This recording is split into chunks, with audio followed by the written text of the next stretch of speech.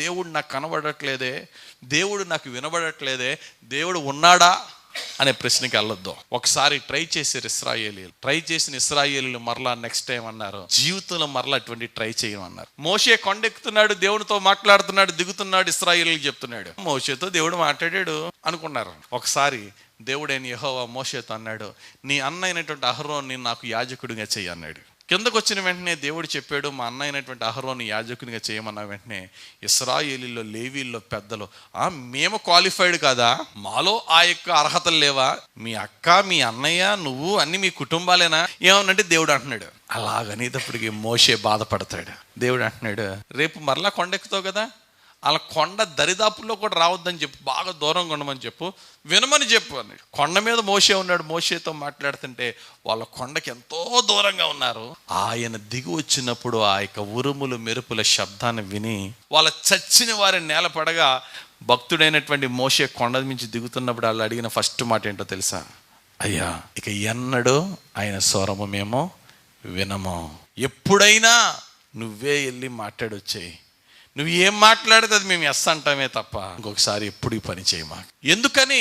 ఆయన స్వరము విని ఆయన్ను చూచే పరిశుద్ధత మనలో ఉండదు కానీ, ఆ త్యాగపూర్వకమైన జీవితం మనలో ఉండదు కానీ, పదవులకు మాత్రం పోటీగా తయారైపోతాం. అందులో ఒక్కడైనా ఈజిప్టియన్ పాస్పోర్ట్ ఇస్తానంటే వద్దంటాడండి.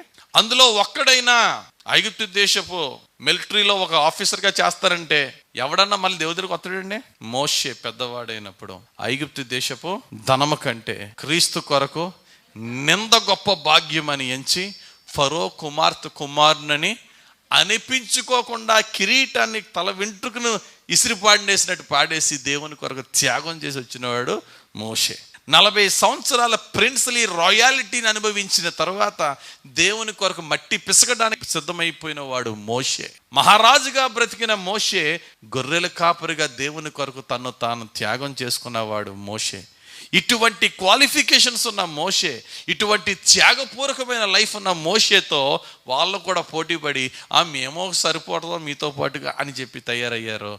దేవుని యొక్క శబ్దం విని చచ్చిన వారి వలె నేలపడ్డారు. ఈరోజు దేవుడు నీతో నాతో అంటున్నాడు, నన్ను వెతుకు వారికి నేను కనబడతాను నాయన. ఎలా కనబడతానో? నా కార్యాల ద్వారా కనబడతాను. నా మంచితనాన్ని నీ జీవితంలో అనుభవించి నీ ప్రతి అవసరతను తీరుస్తూ, నాయనా నువ్వు నాకు ఎంత దగ్గరగా ఉన్నావా అని చెప్పి కృతజ్ఞతతో నీ హృదయం ఉప్పొంగే విధంగా నేను నీకు కనబడతానని దేవుడు అంటున్నాడు. అది సరిపోదా మన జీవితాలకి? ఇంకా if God is real, I want to see him. If God is real, I want to feel him. If God is real, I want to hear him. భక్తుడైనటువంటి తోమాతో యేసు ప్రభు అన్నాడు, యోహాను సువార్త 20:29 యేసు, నీవు నన్ను చూచి నమ్మితివి, చూడక నమ్మువారు ధన్యులని అతనితో చెప్పాను. దేవునికి స్తోత్రం కలుగును. చూసే నమ్మడం కాదు, చూడకుండా. నేను అంటాను, అద్భుతాలు చూసి నువ్వు నమ్మడం కాదు, రక్షణ సువార్తని విని నమ్మం. వినుట వలన విశ్వాసము కలుగునన్నాడు కానీ చూచుట వలన విశ్వాసము కలుగుననలేదు. సత్యము నిన్ను స్వతంత్రునిగా చేస్తుంది అన్నాడే కానీ miracles will set you free అనలేదు. మిరాకిల్ ఎప్పుడు ఏం కోరుకుంటుందో తెలుసా? నెక్స్ట్ మిరాకిల్ని కోరుకుంటుంది. ఫ్యూచర్లో నా బ్రతికి ఎలా ఉంటుందో నేను చెప్పగలను. నేను నమ్ముకుంటున్నా, నేను చదువుతున్నా, నేను ప్రకటిస్తున్నా, నా వాక్యం పట్ల నాకున్న నిరీక్షణ బట్టి చెప్పగలను. నా భవిష్యత్తులో కూడా నా దేవుడు నిజమైన దేవుడు. గమనించండి ప్రియులారా, నా జీవితంలో యేసయ్యను రుచి చూచి తెలుసుకున్న జీవితాలు మనవి, యేసయ్యను కలిగిన జీవితాలు మనవి. ఎన్నడూ కూడా సహించవలసిన శోధనలో అది పోనప్పుడు కృంగిపోవద్దు, ప్రశ్నలు తెచ్చుకోవద్దు, డౌటింగ్ ఫేత్లోకి వెళ్ళొద్దు. ఎస్ లార్డ్, జరిగినా జరగకపోయినా you are real. In my past, in my present, in my future you are real. నా జీవితానికి నీ నామం చాలయ్యా. నీ పేరు చెప్పుకుని బ్రతికేస్తానయ్యా, నీ పేరు చెప్పుకుని సహించేస్తానయ్యా, నీ పేరు చెప్పుని భరించేస్తానయ్యా, నీ పేరు చెప్పుకుంటూ జయించుకుంటూ వెళ్ళిపోతానయ్యా. దేవునికి స్తోత్రం కలుగును గాక. అట్టి దేవుని కలిగి ఉన్నాం. అటువంటి దేవుడని యెహోవాను కలిగిన జనులు ధన్యులం. దేవుడు తన పరిశుద్ధ వాక్యం మనందరి జీవితంలో నెరవేర్చును గాక. ఆమేన్. కళ్ళు మూసుకోండి, ప్రార్థన చేద్దాం. పరిశుద్ధుడా, ప్రేమ కలిగిన తండ్రి, నీ వాక్యం మాకు ఇచ్చినందుకు వందనాలు. ధ్యానించిన వాక్యములో మేము ఏమైనా తప్పుగా ధ్యానిస్తే మమ్మల్ని క్షమించండి. నువ్వు సత్యమైన దేవుడవు, నిజమైన దేవుడవు. కార్యము జరిగినా కార్యము జరగకపోయినా నీ వాక్యాన్ని మేము తెలుసుకున్నాం.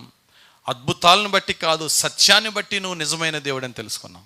మా జీవితంలో నిన్ను అనేక మార్లు రుచి చూచి తెలుసుకున్నాము, తెలుసుకుంటూ ఉంటున్నాము, తెలుసుకోబోతున్నాము. ఇంకను కూడా ఎన్నడూ కూడా ఏ శోధన వచ్చినా లేసమైన కూడా అనుమానం లేకుండా నిత్యము నీలో స్తుతిస్తూ నిన్ను ఆరాధిస్తూ ఇంకను నీలో ఆనందించి నిన్ను స్తుతించే జీవితం, అన్ని వేళల్లో అన్ని సమయాల్లో నీకు మహిమ కలిగే విధముగా మేము బ్రతికే భాగ్యం దయచేయండి తండ్రి. మా జీవితంలో మేము ఎదుర్కొనే జయించే శోధన అవ్వండి, సహించే శోధన అవ్వండి, ప్రతి శోధనలోనూ కూడా నీ శక్తిని పొందుకొని జయించుటకును సహించుటకును నీ జీవ కిరీటాన్ని పొందుకొనుటకును మమ్మల్ని యోగ్యులుగా చేసి మమ్మల్ని దీవించమని నీ వాక్యం మా జీవితంలో ఫలింప చేయమని యేసు నామములో ప్రార్థించి వేడుకొనుచున్నాము తండ్రి. ఆమేన్.